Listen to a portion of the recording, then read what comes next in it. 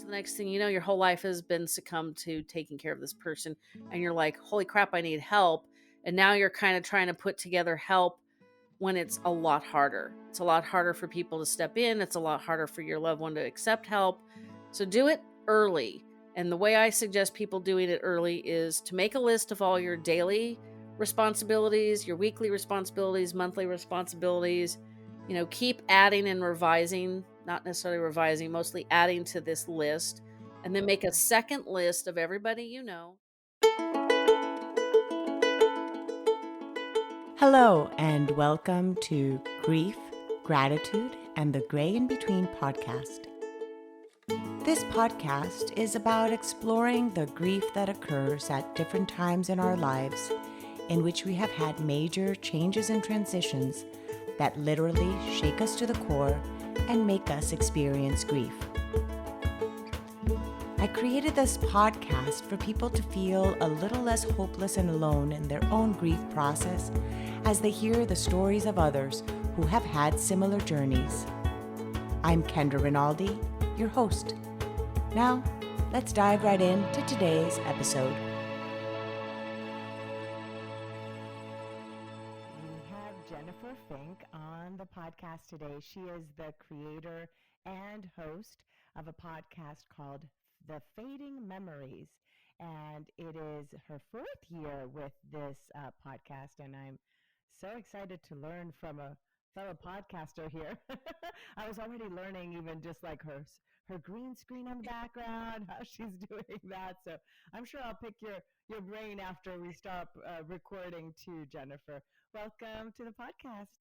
Thanks for having me. I'm excited for you to be here and to learn from you and this topic about Alzheimer's, which is primarily what your podcast is about and partly your story and why it is you started the podcast. So let's learn a little about you.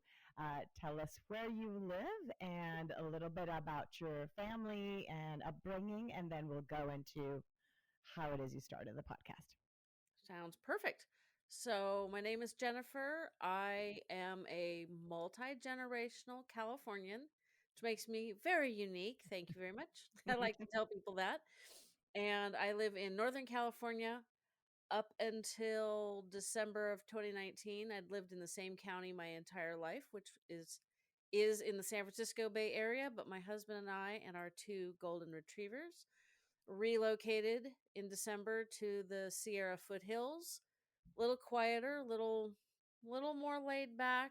Moved to a community with a lot of social club activity type options, which, since I worked from home for almost 20 years and then post pandemic, if we can call whatever we're in now post pandemic, we're post something, I don't know what. It was like, how am I finding my people when I work at home? And we lived in a suburb of San Francisco, far flung suburb, and we just sort of we happened on this place through other people. We had never found out, we didn't know anything about it until late last summer and fell in love, and so here we are. And it's been an interesting journey. The last couple of years have been a lot. For a lot of us, for sure. So you already are comfortable with the part, of course, of working from home. You were already doing that before starting then your podcast. Yep. So doing a podcast from home is just something pretty easy for you. What kind of work did you do in the or that you keep doing in the last 20 years? I was a portrait photographer from 1991 to 2020. And we moved at the beginning of 2020. My husband's a real estate broker. We lived in a golf course community. The owners of the golf course, in kind of a snotty fit because the city wouldn't let them do what they wanted to do, which didn't go along with what the city wanted, closed the golf course. And, logic dictated that when the golf course looked like, it dried up. Grass. Yeah, pretty much. Like a hayfield for just Yeah, pretty cows much. to feed on. Yeah, I mean, in a few more years, it will probably resemble the natural hillsides, but right Mm-hmm. now it just looks terrible. But, we bought the house in 2007, and we all know what happened not long after that. Mm-hmm. And my husband's like, we have equity. We're both getting older. I don't want to end up in this house upside down again. We should sell. And I said, well, we bought this house to be our forever home because it was large, single story, wide hallways, even flooring, perfect for aging in place, which, is something we do talk about a lot on my podcast. But it was very, very large and very, very expensive and on a dead golf course. So I'm like, what's going to happen if we sell? One of two things will happen. My mom, who had had Alzheimer's for 20 years, my mom would die, or my paternal grandmother would die, or both. Guess what Mm, happened in 2020 and 2021? exactly what you just said. And so, yeah, your mom passed away then from Alzheimer's in 2020. And then but you Mhm. mentioned in your bio, your father passed away in 2017. Yep. Was he also from Alzheimer's or something else He'd health had related? diabetes for years, and he was one of those people that just I don't know how familiar you or any of your audience is with people living with diabetes, but there seems to be two camps. I'm going to do everything I need to do to stay healthy, and my dad's method of I'm going to eat what I want and die happy. Spoiler alert, that did not happen. Mm, And I have never met somebody kind of in the middle. So mm, I don't know. I find it interesting because you've got literally like opposite camps, and it's like, okay, I could see like I'm gonna do everything I can, and you might not be the best at it because there's certain foods we just don't want to avoid, and it's tough. But yeah, he he was in the other camp, and it wasn't beneficial. He did not accept help with mhm, my mom from my sister and I, and so I think between his chronic illnesses and her escalating Alzheimer's, I think he just burned out, which is a mm. very common problem with With Alzheimer's. caregivers. Yeah, Yeah. because it is so much that goes into that, and not only probably Alzheimer's caregivers, but caregivers of any of these long illnesses, right? That Mhm. somebody is caring and not knowing also when that person is going to pass.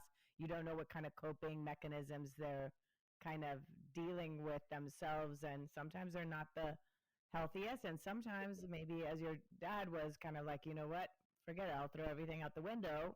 For another, somebody else could be like, no, I have to be the healthiest possible in order to care for this person. But Yep. it could go either way. So your mom, you mentioned then she had already been then with Alzheimer's for over 20 years. Well, how old was she when she was diagnosed? Or when? Yeah. She was actually 69, which puts her just outside the window of being diagnosed with early onset Oh, Alzheimer's, okay. but she was mid stages by then. I mean, when we finally got the diagnosis, it was like, duh. You don't Mm-hmm. need a medical degree to tell me that one. So I tell people that she had early onset Alzheimer's. A lot of the reason I do that is because people need to understand it's not just an old person's disease. Mm-hmm. And she started showing signs. Ugh, my mouth's not going to want to work today. Oh my gosh, you're like I've been like that too. Sometimes I'm like blah, blah, blah. I have to like do what some of those Yeah, theater warm up. exercise, like yeah, warm ups. Yeah. So she started Mm-hmm. showing signs Mm-hmm. of memory issues at 52 and a half. So needless to say, my dad died when I was 50. So when I got to 52 and a half, it was like, okay, is my brain Mm-hmm. okay? Am I showing signs? It was kind of like, I knew I was fine, but you still kind of wonder because what people with Alzheimer's don't know that they have memory problems. They think you're the crazy one. They think somebody's moving their stuff, stealing from them, lying to them. It's just, oh my gosh, it can be. I think the early stages can be harder because they can present as normal to outsiders. Like, Mm-hmm. I don't know if you have kids, but sometimes toddlers, they're just little monsters with mom, and they're just perfect little angels I, with I strangers. I know what you mean. Well, that is the same thing that happens with many people with Alzheimer's. You get them to the doctor finally, because that's not usually something they're super willing to do. And the doctor runs, because they don't have enough time to spend with people to actually figure out what's going on. It's really easy for the doctor to think you're the crazy one, or you're overprotective, or maybe you're like controlling, borderline, elder abuse. I mean, it can get very complicated, Mhm. and it can take a very long time to be diagnosed, because if you if you're like if it's your spouse, like, you almost have to be living with the person. You almost need to document all of the like weird stuff that's going on. Videotape strange or videotape. Lord, I'm showing Behaviors. my age. No, I get it. I would say videotape as well. Yeah, Video it's like I'm like, I love it when I record. say I have my phone and I'm running off to take a photo. It's like, kind of weird world do I live in? But whatever. So it's a challenge, and I've had guests that, like, there's one gal, she's one of the founding moms of the Alls authors. She kept a notebook for her sister and the medical profession of what was going on with both of her parents. And her parents were both diagnosed with Alzheimer's on the same day. Sounds lovely. Mm. And she took this notebook of what was going on and turned it into a book, which then became the Alls authors, which is a fantastic resource if you're All, looking for all. all's author. Is it Yeah, AL? Is where how do you write? ALZ, ALD? ALZ ZZ. Sorry, with there's a little bit of all's and then okay. authors.com. And they are they've got every kind of book on Alzheimer's, dementia, for kids, people that have the disease, writing about it, people like myself. If you need some information about Alzheimer's, go there. Yes. Now, at that moment, then 4 years ago, when you started this podcast, though, how was it for you then receiving this information? Yes, okay, you kind of knew that this could be, but then you're receiving this information, and as you're saying, it's like, how do you support someone that doesn't even know they need the help, right? And thinks that you're the crazy one.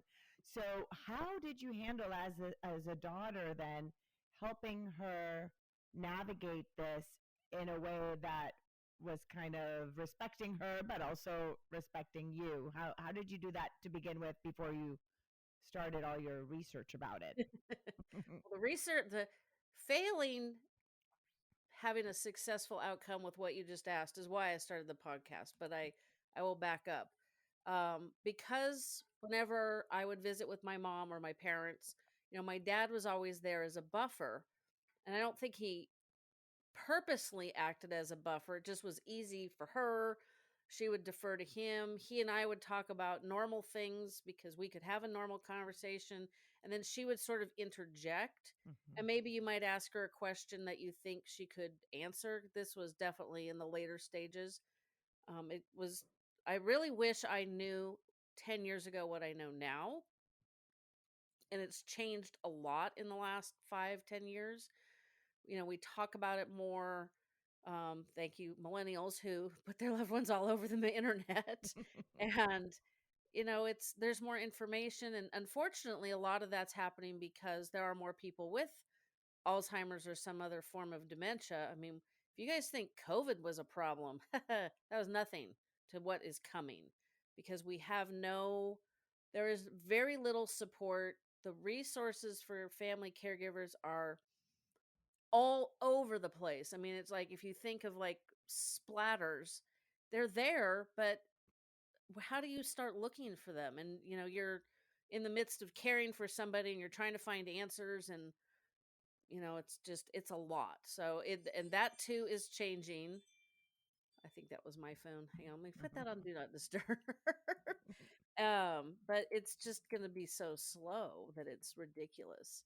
And I tell my husband, I'm like, I hope neither one of us ends up with some sort of cognitive impairment, because it's going to get uglier before it gets better, unfortunately, in my humble opinion. But I just had a conversation with somebody yesterday whose parent um was recently diagnosed and absolutely refuses to allow them to tell anybody. And that's just devastating, because everybody's going to need help.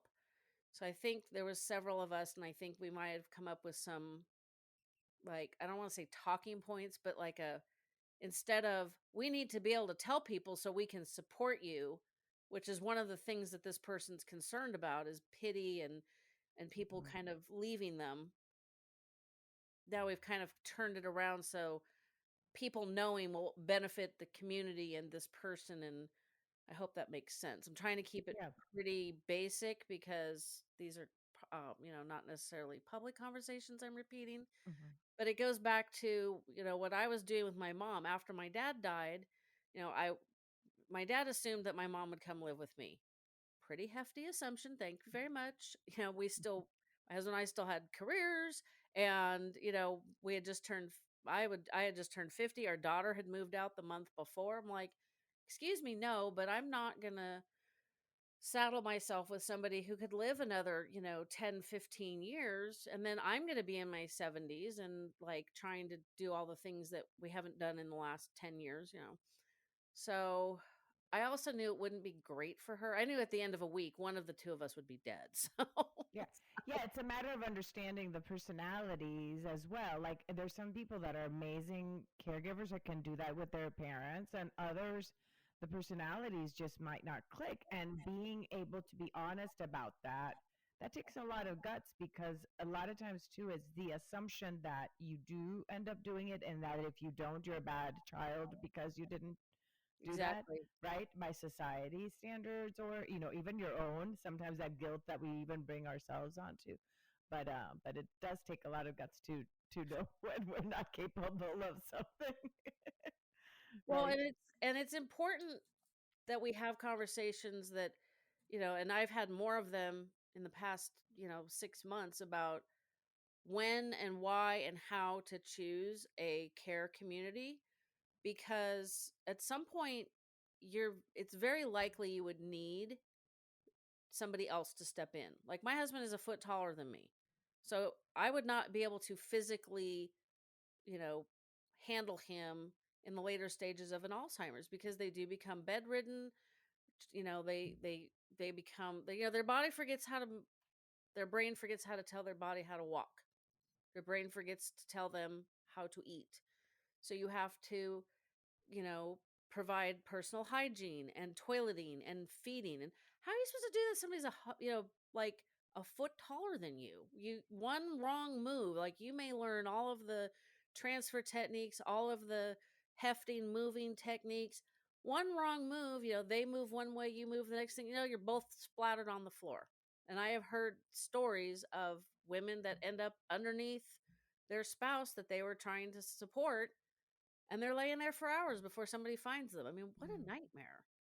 I mean, just Mm-hmm. it's not great. So with my mom, I knew to maintain any semblance of what we were doing prior to my dad passing away, that we'd either have to, if she was living in my house, we'd have to have a caregiver to deal with her, care for her, entertain her, engage her during the day, and so we could work and do our normal things.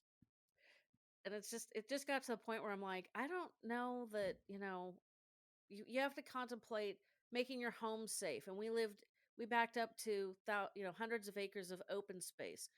We had a gas stove that if you leaned against the knobs, flames were on. I mean, like you could barely brush them. Like it was ridiculous how easy it was to accidentally turn on the stove.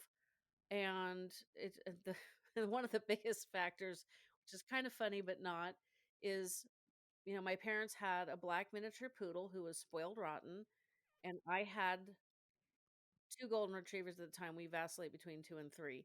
My dog, who was literally my appendage, my husband referred to him as my stalker. The dog used to sleep wrapped around the chair in my office instead of next to I me. I have two. I have two appendages as well. I have two. I understand. Yeah, this one. And if I left the house, he'd stand by the garage door and whine. I mean, it was like, dude, have I ever left you permanently? No. So, my dog hated, The with poodle. a passion, hated. Well, the dog was really a pain in the ass. I'm just gonna just shriek and scream and cry if my dad left. So I'm like, I don't know how we're gonna manage my mom and this dog, and my dog is gonna move out, and that'll be really tragic. Because when the dog would come over with my parents, my dog would go out and lay in the dog yard, like, let me know when the little snot ball is gone. So it's like these are all things that people don't take into consideration. So it's like the story is getting very long, and I haven't quite addressed your question yet, but I'm getting there. I Pod- love it. I love it. We're Podcasters talking aren't about shy. dogs, which I have one under my feet right now. The other one's right next to over here sleeping. So I totally can relate.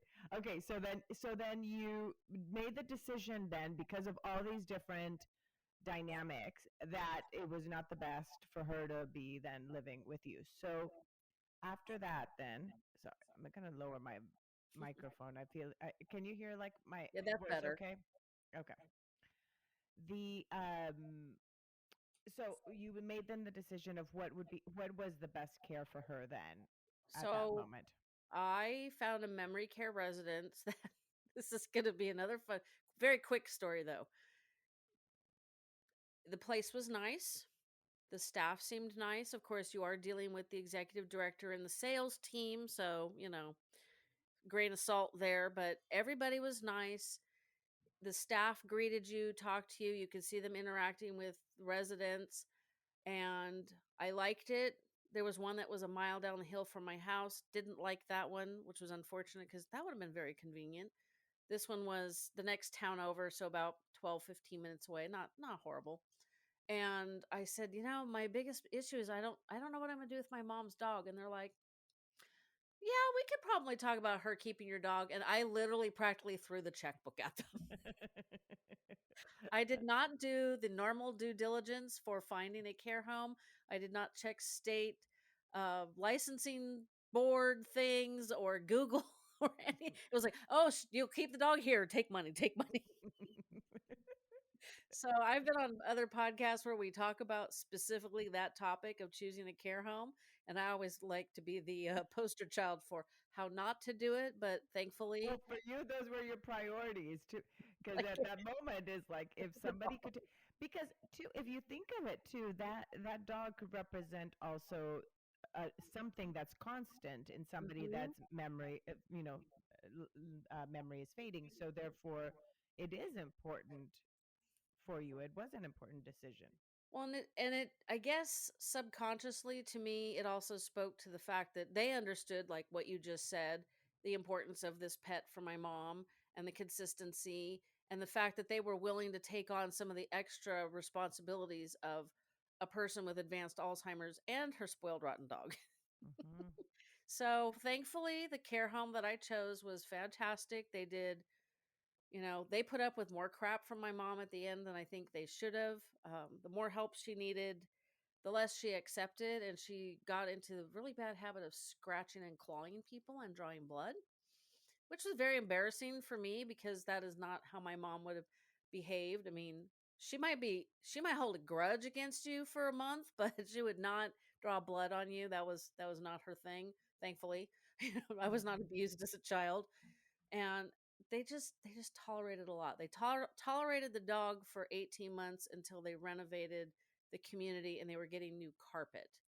And I had the pleasant experience of letting the dog out into the courtyard to do her business. She ran around like I don't know how she ran around because my audience knows that this dog weighed double what a dog her size should have weighed. So that was one problem. And the residents were all feeding her, and I make the joke that I expected to show up any random day and find popped poodle all over the place because I mean She ate literally so much. yeah, she weighed 28 pounds, she should have weighed 15. I mean, and I don't know how she ran around, but she literally ran around this courtyard. It was 100 degrees, and I'm like, if you're not going to pee, we're going back inside. Mom's inside. I open the door, walk in, and she literally laked all over the carpet. And I'm like, oh my God. So now I got to go get the maintenance staff to clean up because they don't just have random tools for cleaning up after the dog. So when they were renovating and they got new carpet, the executive director, he never asked me to rehome her. He just basically beat around the bush until I said, "Oh, okay, I get the message." Oh, so you had to find then a place for the poodle Yeah. to be. Hmm. And my dad had bought her from a breeder, and for those people who have not gone through that experience, the contracts with a breeder basically you co-own the dog. So I basically said, "You need to take her back because she can't stay here anymore." And I'm not sure. Some of these people are a little strange. Too much dog hair on the brain, I think. Oh. And she wasn't really super responsive. So I called Poodle Rescue and was working with them when she finally said, "Yeah, I'll take her." And she sent Misty to a ranch in Oregon, which was where her grandkids lived. So I hope the dog lived out the end of her life skinnier and happier and more psychologically normal because the dog was Well, just wacko. well, now she had a place to run too. Like if like it wasn't, it was not the best situation probably being inside a space in which she probably didn't have. Okay, so your mom then lived in that facility for 3 years prior to Mhm. passing. It was close enough for you to be able to visit her. Now, what did you do for yourself in terms of tools to navigate the grief that was this anticipatory grief and of her knowing that she would die, and then also just the fact of the grief of your mom no longer being who she was through the illness. What did you do?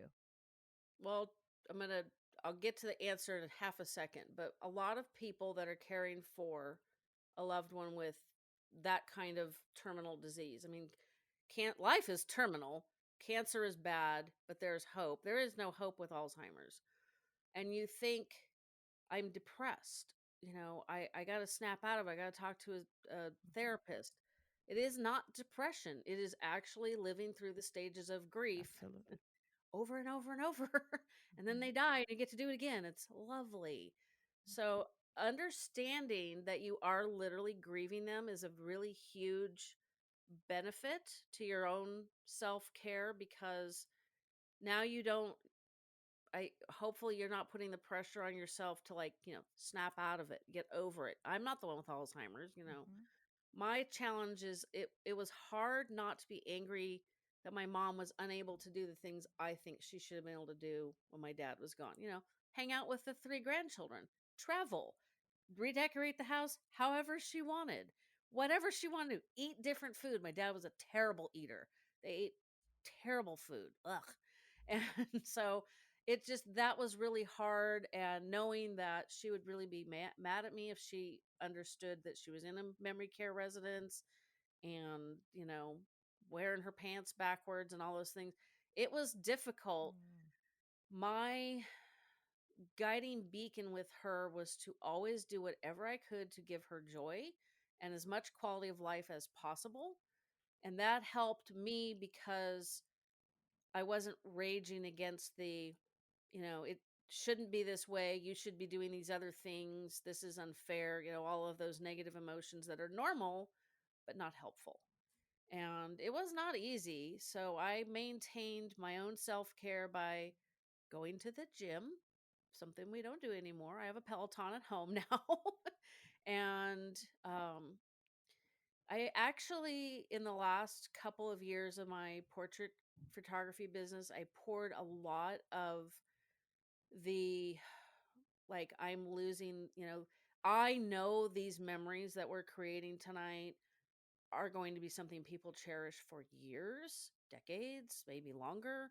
And so I really poured my feelings into my art for my clients. Mm. And it wasn't until the pandemic when so my mom died March 31st, 2020, so she died right at the start of the pandemic, which was a huge benefit because her visual processing was so bad that window visits, Zoom calls, FaceTime, none of that would have been an option. And what I did for her was we would go to the park or the pool or the library so she could watch kids. She was a mom Mm. and a grandma. And we'd go to the dog park sometimes too. Those were the things that I could get engaged with her that gave her pleasure and joy. And she thought of me as the fun friend. I was her best friend. She told everybody she'd known me. She's my best friend. I've known her forever. And everybody laugh because, yeah, no kidding, you've known me forever. Maybe 50 some odd years, right? And there was one day when I'd flown, this is my last flight since this year, was September of 2019. I flew home from Denver. When anybody flown through Denver knows that airport is always delayed. So I didn't get home until late, like early in the morning. And I knew I'm like, I'm tired.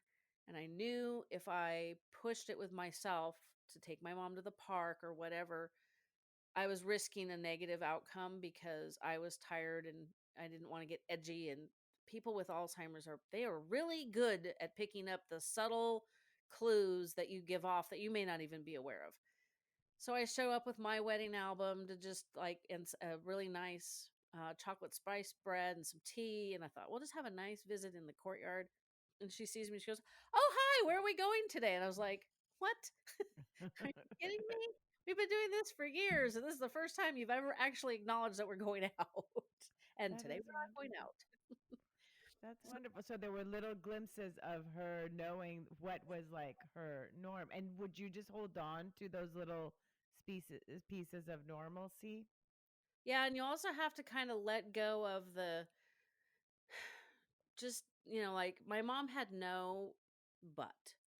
And I had purchased for her for Christmas 2017 a really cute pair of navy When you blue. said no butt, I thought that she would have used the word butt, and I'm like, and No, no, no. now I'm getting She had literal butt. she Yeah, had no no peach. glutes, no Yeah, glutes. no peach. She And should have hopped on your Peloton. It it's would a have real. helped. She needed to do some of that bar class. She so these were pull-on pants with a tie in the front. The tie was mostly decorative, somewhat useful, but mostly decorative. I cannot tell you how many times I'd show up with that damn tie was in the back. And I'm like, how come nobody understands these pants are on backwards but me? And it's like, you know what? They don't look uncomfortable. They really seriously did not look like they were on backwards. So I never worried about it. I'm like, it'd be more stress and agony to change the direction of her pants. It would offend her and it just was not even worth it. So you have to kind of learn to let some of those things go. But the funniest incident, my mom was really good at hanging on to older clothes that were too big. And because they were familiar. You bought new stuff and that wasn't hers. Oh, that was frustrating. She needed new clothes, but she didn't Hmm. recognize them as hers, so she'd give them away. Oh, that was lovely. But one day we were leaving. I was taking her to the nail salon to get her nails done, and her blouse slipped off of her shoulder. And I looked over and I'm like, I wonder whose black sports bra that is you're wearing. And it's like, at first you're kind of like, ew. And then you're like, but she's clean and she's dressed appropriately and she's happy. So, okay, I guess we're wearing somebody else's bra today. And, those are the kind of things you just have to like roll with. And I mean, I tell that story a lot because it's kind of funny, and Hmm. it really demonstrates how you have to just kind of roll with a lot of things with this disease and just you know, just go with it because you don't have any other choices. The other thing that I did to kind of navigate this whole journey was I'm a really curious person and I like to know why. So it was like, you'd get these little sound bites, these little memes like just be in their reality. I'm like, well, what the hell does that mean? How do I do that? Hmm. And so I started I started researching, doing reading books and doing deep internet dives, trying to find ways to engage with her better. And that wasn't working very well. So I joined an Alzheimer's Association support group. And that helped a lot because they have lots of classes and just being in person with other people that were in the same boat as me, although I was always the youngest in the room with somebody who'd had the disease the longest. So I always felt like the gold medal winner of yuck. But one month I would be, somebody would offer me support in something, and then another month I would offer other people support, and it was like it felt so good. Mm. And then one day in the before times, I was driving to the gym, listening to a podcast that was the right length of time for from home to the gym, was doing the workout class and went, duh, I should look for a podcast on caregiving. There's podcasts on everything else, right? So I went home because I'm blind and can't read things on my phone without glasses. And I searched for it, and there's two problems. One, there is no category for podcasts like mine. So we're niched into things that don't quite fit. But there literally was one podcast on caregiving, and it didn't address what I was looking for. So I crazily decided to start my own. And that has been a huge support because I've learned so much. I've talked to other caregivers. I've talked to, experts. You may be familiar with Barbara Carnes. She's a hospice nurse turned trainer. She's got booklets on end of life care. Mm-hmm. And um, now there's a great gal on Instagram called Hospice Nurse Julie. So she's like the younger version of Barbara Carnes.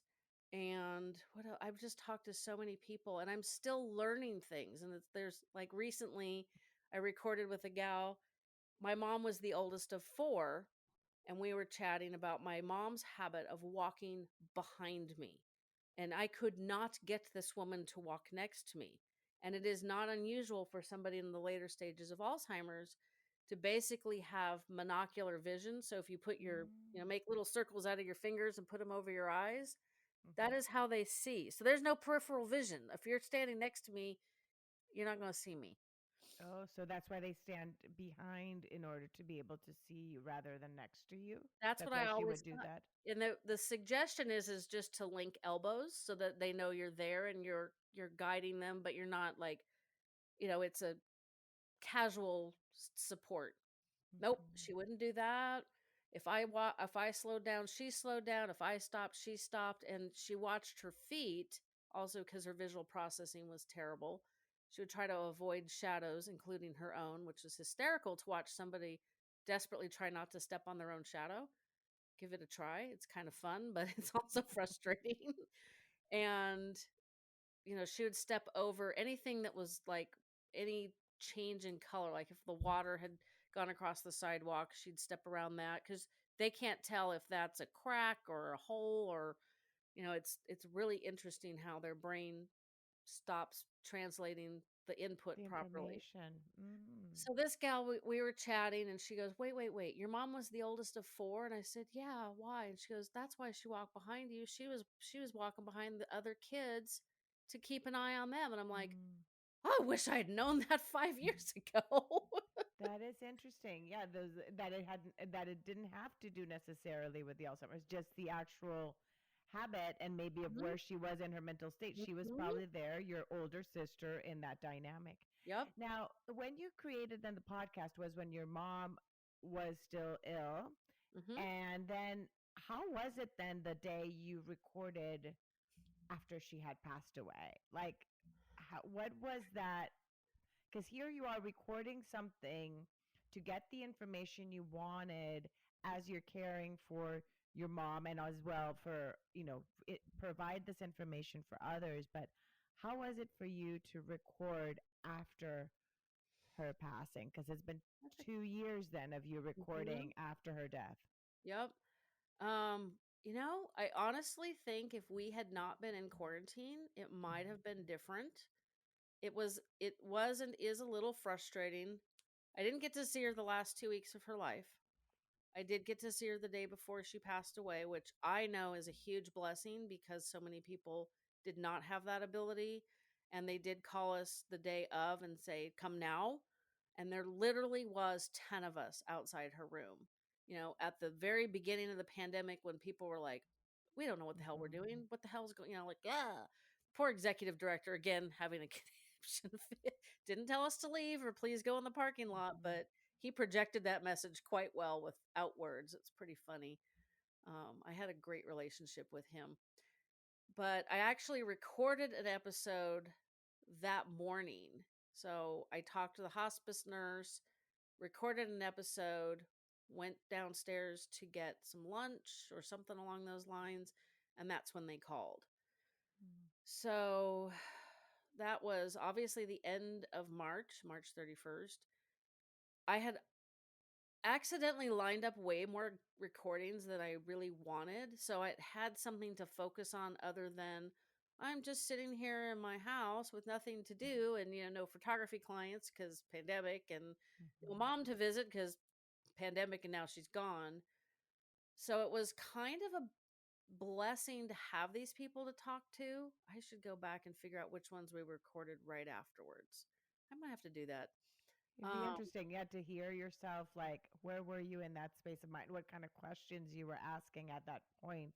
Because here you were navigating your very fresh new grief, mhm. other part of the grief Yeah. part. because again, you had already been grieving, but just Yeah, not another the facet of it. anticipatory was gone. Now we have like Yeah. the regular. Yeah, no, I'm gonna Hmm. have to do that, figure out because I know which I could go back and figure that out. But yeah, Well, you because of just the look at the dates, probably the dates within the release. It probably would give you some idea yeah, of well, it. Hmm. it's I didn't. Well, what happened? It was really interesting because the beginning of 2020, I had a couple of people really, really excited to be on the show, and then they ghosted me. And then one of them came back, and she was really, really excited, and then she ghosted me. And I thought, oh my gosh, I'm like, I've never had this happen. So this is like 2 years into podcast. I'm like never. I've had people say, no, I don't really want to do that. Like a couple people haven't wanted to be on the show, which is fine. And but I'd never been like totally like ghosted. I was like, geez, this is really kind of weird. I better like, tap my All's author friends because they're always willing to talk, because they've got books to sell and they have information to share. So they're wonderful to talk to. So I'm like lining these people up, and then the pandemic shuts down all their book tours. The next thing I know, I went from like 0 recordings to like 6. Yes. So I had a Yes. lot of a lot of busy to keep me occupied, and it was I think it felt like a blessing because I was still giving back to the community of caregiving, and that's something my mom would have done, and it gave me something to do other than to sit around in the house and feel sad, so but I wonder if I had been able to do something else, if it would have been different. That's an interesting thought. Yeah, no, it's so true. You did have something as part. I started the podcast in March 2020. It was when I started. So, um, and it was just something to do as we're here, home. My kids were homeschooling, quote unquote. Well, the school was providing them. So my husband working from home, it's like it just gave me something else to do. But for you, fresh out of that grief experience, it just, like you said, just focused your energy. And it's not necessarily that it's like avoiding the reality, because anyway, the conversations you were having were about the illness that your mom Hmm. died. So it's a really fresh, grief, and then talking. That's why I was wondering like how it would be talking to somebody that's going through something you had just gone through. What would you say for our audience would be some of the, so you mentioned for yourself was, exercise was something that you did for yourself, and then creating this podcast. What were other tools? Oh, and community, of course. You also surrounded yourself. Would those be the three things that you think helped you the most? And what other tips can you give the listeners, if they're caregivers themselves, of maybe even some of the things that some of your guests have shared that have helped them as they are caring for an ailing, Somebody um, with Alzheimer's or yeah, other form of or dementia. other, yes. Well, the one thing that I tell people all the time, and I learned it from another podcaster whose family went through this as well. They are the poster family for how to do it right, which unfortunately most of us don't have that, which is not a negative commentary on other people's families. Mine did the best it could. Everybody reacts differently to somebody Hmm. with this disease. Some people are like, "Oh, I don't want to see mom like this. I want to remember the good times." And a lot of people think, "Oh my gosh, how selfish." But when you step back and think about how hard this is, if your psyche doesn't allow you to like cope, then that's a fair thing to do, although it's very hard for the people that you're kind of letting down, like your siblings or your other parent. So what I always tell people is you need to put a care team in place right away. And it's really easy to, in the beginning, you just make some adjustments and you move on. Like I would end up supervising my mom at our business because she would take orders with no directions or due dates or any useful information. And it was embarrassing to have to call the clients and ask what the hell we were supposed to do. So I came up with my own coping technique that I hoped then, still hope that it was not obvious what I was doing. And so it's really easy to put those into place, and then you just keep making adjustments, and so the next thing you know, your whole life has been succumbed to taking care of this person, and you're like, holy crap, I need help. And now you're kind of trying to put together help when it's a lot harder. It's a lot harder for people to step in. It's a lot harder for your loved one to accept help. So do it early. And the way I suggest people doing it early is to make a list of all your daily responsibilities, your weekly responsibilities, monthly responsibilities. Keep adding and revising, not necessarily revising, mostly adding to this list. And then make a second list of everybody you know. They do not have to live in your hometown or be super local, and jot down what you think their best skill would be. Like I tell people, don't ask me to call the insurance companies or the bank or any of those people. Hate that. Hate that with a passion like you would not understand. I will bake you stuff. I will make dinners. I can come entertain. Like I could do a lot of the like dirtier work for lack of a better term, but God forbid don't ask me to call people because that is Mm-hmm. not happening. And so when somebody says, "Oh my gosh, I just heard about your mom. I'm so sorry. Is there anything I can do to help?" Boom, you Here have you an go. answer. You're not going, "Oh, thank you. No, I'm fine right now." Which is complete BS. The other thing that allows is you've got people maybe providing a couple meals a week. You've got, the neighbor kid mowing the lawn, and maybe you've got other neighbors that come in and sit with your loved one, and, maybe the guys watch a football game or the ladies have tea, or you've got somebody that comes and helps garden. I had a guest that talked about um because she was in the caregiving space that I'm in, and her neighbor was taking care of his wife, and she was this beautiful gardener. And so she just went over and said, I really could use some help with my garden. So that woman trotted over there and told her what to do. And, it made her feel good, and it gave her husband time off, and it just, it benefited everybody. The gal learned a few gardening tips. She didn't need too many, but it was an enjoyable interaction, and it gave her husband a breather. And the gal didn't think that she was being cared for or babysat or any of those kind of, negative terms. It also gives you time to deal with just them because, you don't Mm-hmm. want to have to bring in somebody to shower them, although sometimes that does become necessary Because because of they the weight, fight. like we were talking even before, even just the weight, the size, your own Yeah, and they may strength. fight you, or like one, I think the gal that I was recording with yesterday said she had um her husband was trying to like shower his wife, and the wife she thought it was sexy time. Mm. So, it's like it it gives you a little more space to pivot and do things. But if you are, doing all the cooking, the cleaning, the home maintenance, and they're, dealing with the insurance companies and the doctors and taking them here, there, and everywhere, because I swear the older we get, the more places we end up getting to go. It's like you're just so overwhelmed that when somebody wants to step in and help, you're like, oh my God, that's more trouble than it's worth. Don't get Mm-hmm. yourself to that point because, and we just discussed this on my show in the recording that I did yesterday that's coming out later this summer. It's called The Empowered Caregiver. Is, I think it's, well, 65% of caregivers die or are hospitalized before the person they're caring for. And that includes Gen Xers, which is us, and millennials, not just baby boomers taking care of baby boomers or, the older generation. I mean, when she told me that included the younger people, I dang near fell out of my chair. So if you're talking about people in their 30s and 40s dying of strokes and aneurysms and stuff because they're burned out from caregiving, please don't assume you're not going to be in that group. Please assume that's happening and do everything you can to avoid that, because what's going to happen to your loved one if you are incapable of taking care of them? And we don't have a lot of good options. If you don't have the money for a care home like my mom did, because those places are expensive.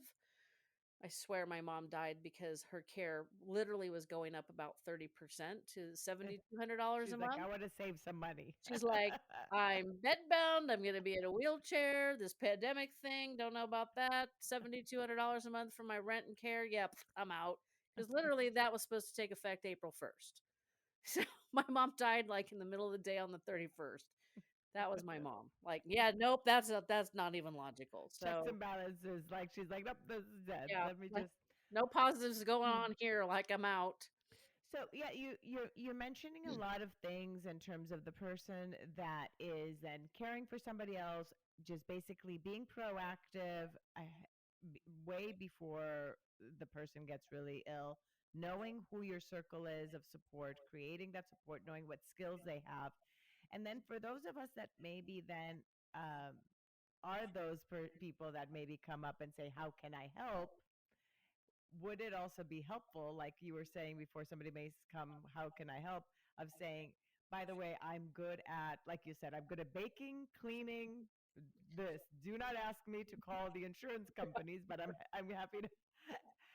With that, that would be what you would probably do if you were the one offering. If somebody needed help, you would say Yeah. what things you're good at. Yeah, just well, yeah, especially because you don't want them to ask you to do something that is outside your comfort zone, so that you are either forced to do something you don't want to do, which is not great, or you have to tell them no, which doesn't make you feel good. So let's avoid that.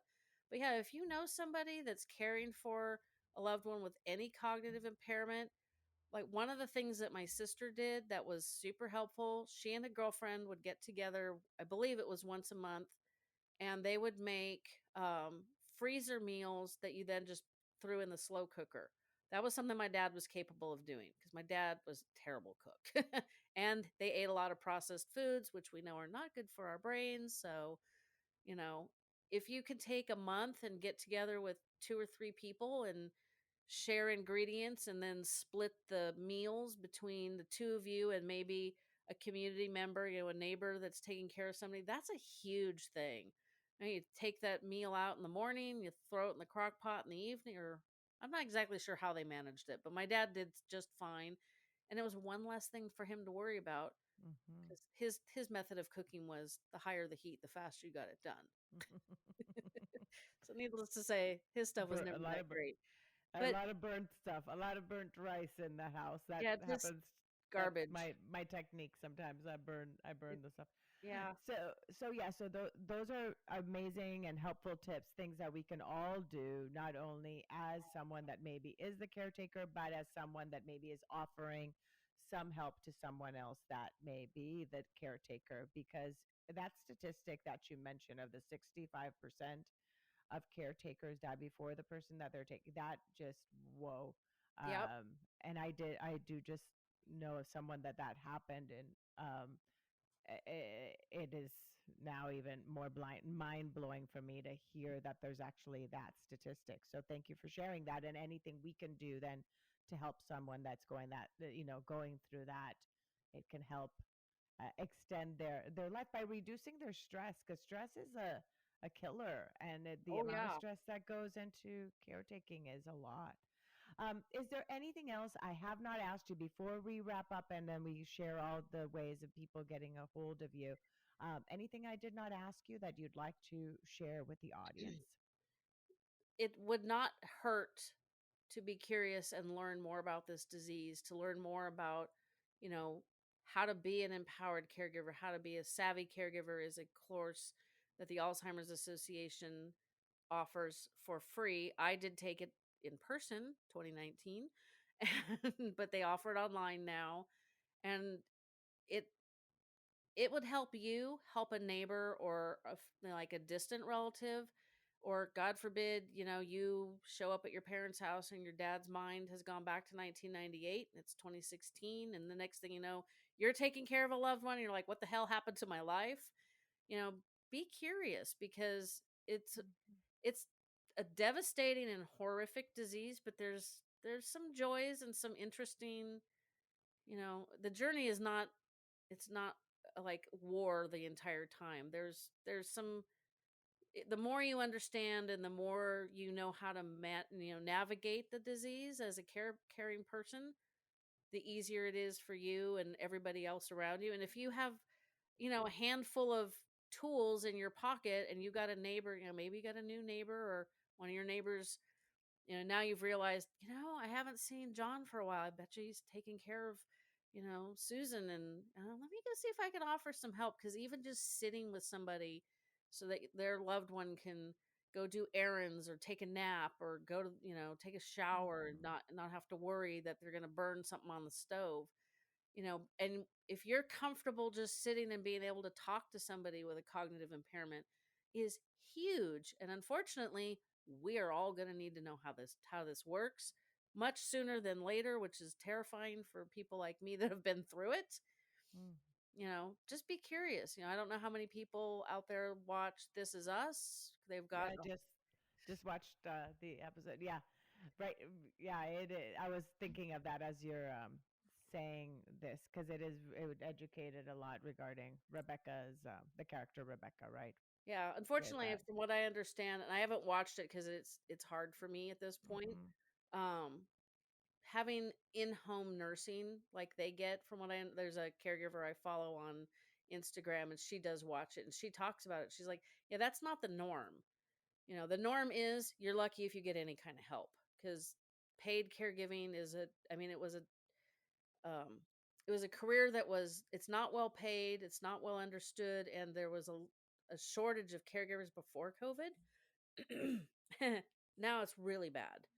So, what you're seeing there is somewhat normal, but also not entirely. The Hmm. economics of it are not typical. So, just be curious. Pick up, like I said, go to All's Authors. There's tons and tons of books that, you can learn something. Some of them are really super easy to read, some of them are fiction, so there's even easier to read. Just educate yourself, because you will not regret it if you end up with, dealing with somebody in the grocery store. We've got baggers that are autistic. My knowledge of how to care for somebody with Alzheimer's makes it really easy to interact with them. And that's just a benefit for everybody. I'm not getting all weird because the bagger is talking to me about Marvel superheroes that I'm totally unfamiliar with. Hmm. Hmm. It makes it easier for everybody. And we're a community and a society. We need to come together. Absolutely cannot agree more. Thank you so much, Jennifer. So now, Jennifer Fink, how do we get a hold of you? How can people listen to your podcast, Fading Memories, and learn more? Well, Fading Memories is basically on all of the podcast players. I just started a discussion group that I'm hoping to grow over on Good Pods, which is a podcast player that's also got like a social media component attached to it. Being an Apple computer person since 1982, I was pretty young when I started with them. It's difficult for me not to just use the Apple podcasts, but I'm gonna try to build this community, this discussion group over there. The website is fadingmemoriespodcast.com. And if you go on what is that? Instagram, it's Alzheimer's Podcast. You can And pretty much there's a find lot me of everywhere. resources on your website because then from there you can click straight from there. There's resources on there that you can Mhm. click on, so it will navigate and take you. And I'll make sure to put it then in the show notes so that people can just click and be able to find the website, connect with you, and also just be able to look at all these resources that you've offered. Thank you so much, You're Jennifer. welcome. Thank you, and thank you to the listeners. Again, this was Jennifer Fink that was on with us today with Fading Memories podcast. Thank you so much.